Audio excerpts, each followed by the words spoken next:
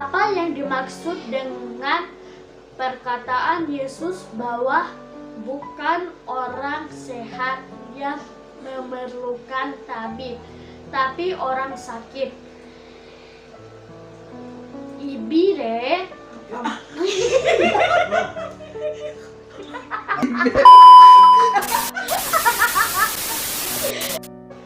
Hai teman-teman, saya kelas Salawa Watemuri 3 Kandas akan mempresentasikan tugas agama.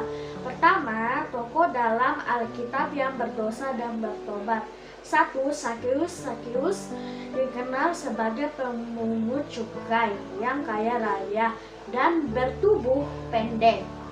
Orang Yahudi sangat membenci dirinya karena ia bekerja sama dengan penjajah, yakni pemerintah Roma. Perbuatan tidak baik yang Sakeus lakukan adalah dia sering menarik uang lebih daripada seharusnya. Pertemuan dengan Tuhan Yesus membawa pertobatan untuk Sakeus. Ia pun berjanji akan memberikan setengah hartanya untuk orang miskin dan mengembalikan harta yang sudah diperas dari orang lain sebanyak 4 kali lipat. 2. Daud adalah seseorang yang berkenan di hati Tuhan. Dia mendapat penyertaan luar biasa untuk melawan raksasa Goliat. Setelah menjadi raja, perbuatan yang tidak baik yaitu Daud sempat mengecewakan Tuhan dengan melakukan dosa perzinahan.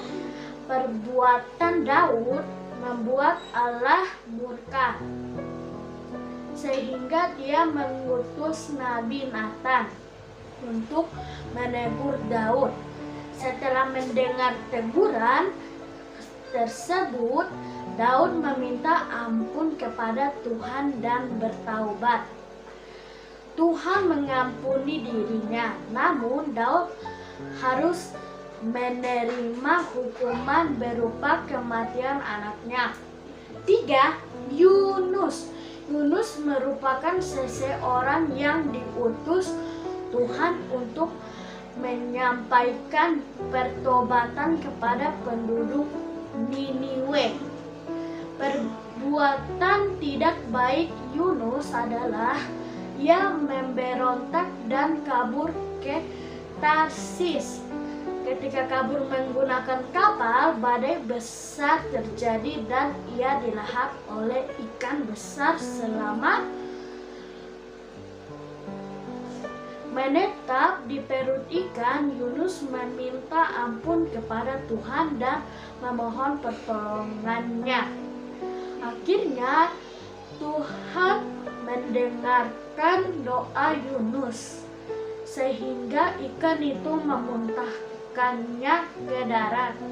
Setelah sampai ke darat, Yunus berangkat ke Niniwe dan memberitakan Injil hingga penduduk di sana bertobat.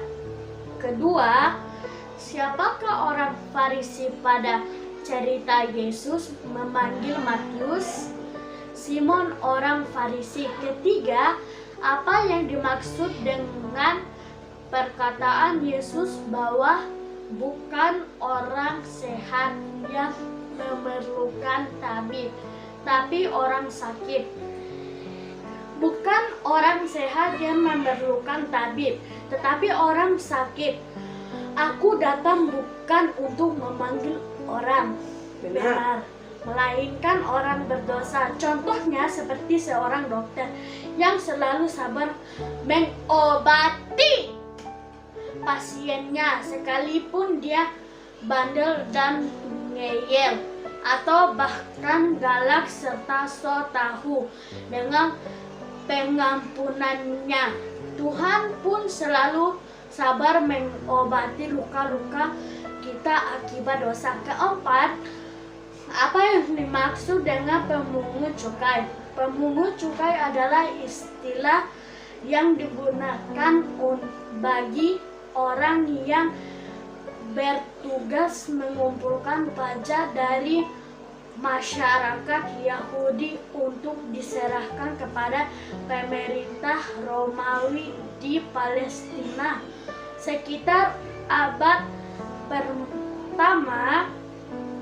Dengan demikian, pemungut cukai adalah petugas pajak dan merupakan salah satu jenis pekerjaan di masyarakat Yahudi waktu itu.